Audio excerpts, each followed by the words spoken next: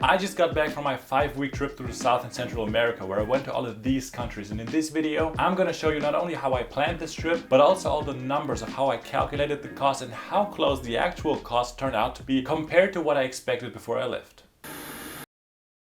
So how did it all start? I had exactly 5 weeks for whatever I wanted to do because I wanted to be home by a specific date. Then out of nowhere my friend Luca came to me and asked if I wanted to go to South and Central America with him, and I said sure, I just gotta go to some of the countries you've already been to because we both want to go to every country. So the idea that I came up with was basically to visit all the countries in South America that I hadn't been to yet. As I just said, my goal is to go to every country on the planet, and since I had been to Brazil a couple of times before and Guyana and Suriname, I wanted to connect to a different trip. These were the 8 countries that I was left in South America where I decided to go on this trip. Luca and I then decided we also wanted to include Haiti and the Dominican Republic into this trip, and since the cheapest way home for me was via Panama City, I also included Panama, so that this was the final route that I took during these 5 weeks. Oh, and by the way, if you don't want to miss out on the daily stories from my travels, you should definitely follow me on Instagram. Just saying. When traveling, all the costs can be divided into 5 categories: transportation, visas, accommodation, food, and extras. With transportation, I mainly mean the long distance transportation between cities or wherever you're staying. This can be flights, buses, a rental car, or something like that. You can also include the metro or taxis that you get around the city with if you want, but I like to put it in the extra category. Visas are pretty self-explanatory. For some countries you need a visa to enter, which costs money, or you need to pay some other kind of fee for a pre-check to enter the country. Now during COVID times, I like to put PCR tests in this category because I need them to enter certain countries, but you can of course also put this in the extra category. Third category is accommodation, which is just the price you pay for wherever you're staying. Of course, if you're staying with friends or family or a couch surfing host, this can of course be 0. Food is also pretty self-explanatory, just the food and drink you buy in a supermarket or restaurant. Easy. And extras is for things you plan to do or buy that don't really fit into the other categories. This might be the taxi rides in the city if you didn't put them into transportation, or also entry to like a museum or some extra activities you do on your trip. Also, if something unforeseen happens, it also falls in this category, but of course you cannot plan with it, so it just gets added in the end. So let's first talk about how much I estimated my trip to cost. Transportation. In my case, transportation was mostly flights. I also wanted to take a couple of buses and the ferry to Uruguay, but apart from that, it was just flights. In total, I plan on spending 1,636 euros or about $1,800 on transportation. This number is so precise because I booked most of the things before I left, and I also looked up the prices of all the flights that I hadn't booked yet. Visas. With my German passport, I didn't need a visa for any of the countries that I visited. I only had to pay a small fee for the United States visa waiver program because I transited through Atlanta, but since I only need to do that every 2 years and I can go to the US as often as I want with it, I don't count this as an expense for this trip. Also, there was some tourist tax I had to pay to enter a couple of countries, but they were all included in the tickets that I bought, so these costs are already included in the transportation section. However, I had to make a couple of PCR tests on this trip to enter a few countries. Luckily, a few countries let me in without one because I had recently recovered from COVID-19 and they just wanted to see my proof of recovery. So pro tip from me here, if you've recovered from COVID-19 recently, always bring your positive PCR test and a letter from a doctor saying that you can travel again. But I still had to take 5 PCR tests, which I calculated at 50 euros each, which is 250 euro or $275 in total, which is also the total for the visa category.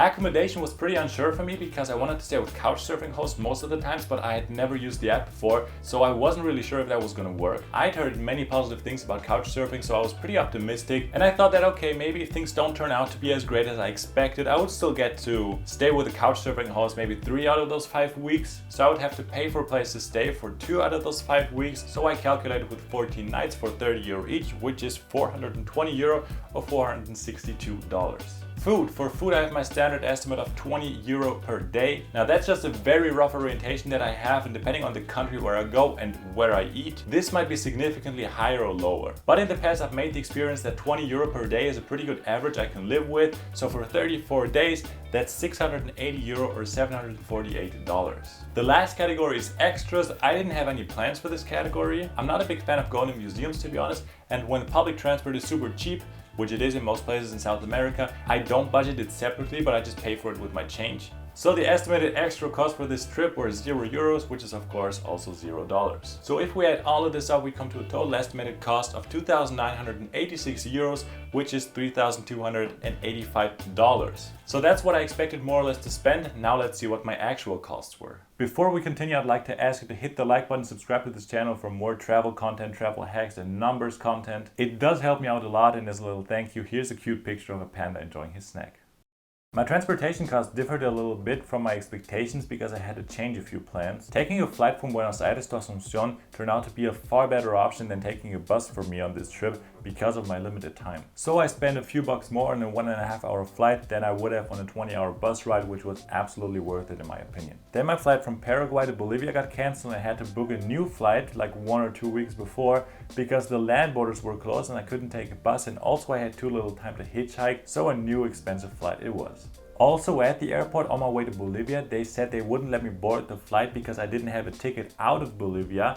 Good morning from Asunción. I'm heading to Bolivia today, at least that's what I hope. I just tried to check into the flight, but they said I cannot check in because I don't have a flight from Bolivia to another country. I didn't have one because I wanted to buy a bus ticket from Bolivia to Peru. They basically wanted to see that I will leave Bolivia again and don't stay longer than I was allowed to, but they didn't accept my booking for just a few days later, which was a domestic flight inside of Peru. So at the airport I had to buy a flight from Bolivia to Peru for just a few days later, which was around €250, which was really painful because it was a lot more than I had budgeted for the bus to Peru. And last but not least, the buses to and from Haiti were a lot more expensive than expected because of the tourist tax. So in total, what I actually spent on transportation came out to €2,144 or $2,358. The cost for the visa category were just the PCR test, and no surprises here, I had to take the 5 tests that I already knew about, which in total came out to €230 or $243, so actually a bit cheaper than expected.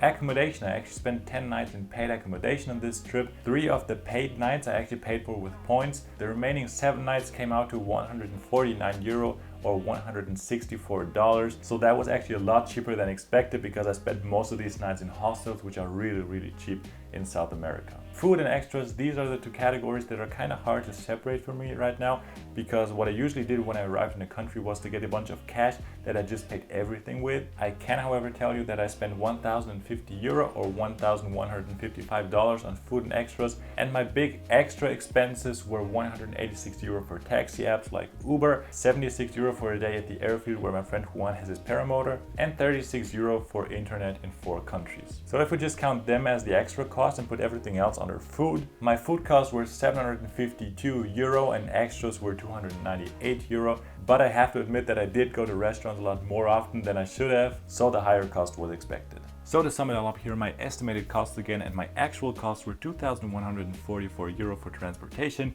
$230 for visas, $149 for accommodation, $752 for food, and $298 for extras, which brings the total to €3,573 or $3,930, which is €587, $645 or 19.7% more than what I estimated before I left.